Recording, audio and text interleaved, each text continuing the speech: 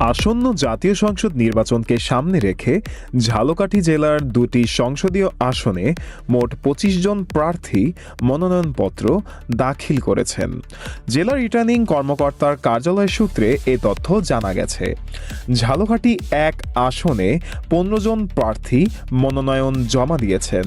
তাদের মধ্যে রয়েছেন এনসিপির ডাক্তার মাহমুদা মিতু, বিএনপির রফিকুল ইসলাম জামাল, জামায়াতে ইসলামীর ফয়জুল হক, ইসলামী আন্দোলন বাংলাদেশের ইব্রাহিম আল হাদি, লেবার পার্টির মোস্তাফিজুর রহমান ইরান, জাতীয় পার্টির কামরুজ্জামান খান, জেপির এনামুল ইসলাম রুবেল সহ কয়েকজন স্বতন্ত্র প্রার্থী।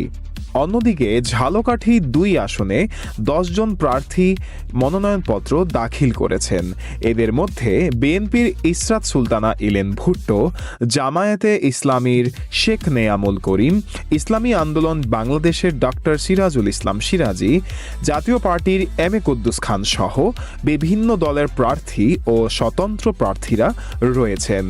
নির্বাচনী তফসিল অনুযায়ী যাচাই বাছাই শেষে চূড়ান্ত প্রার্থী তালিকা প্রকাশ করা হবে বলে জানিয়েছেন সংশ্লিষ্ট কর্মকর্তারা।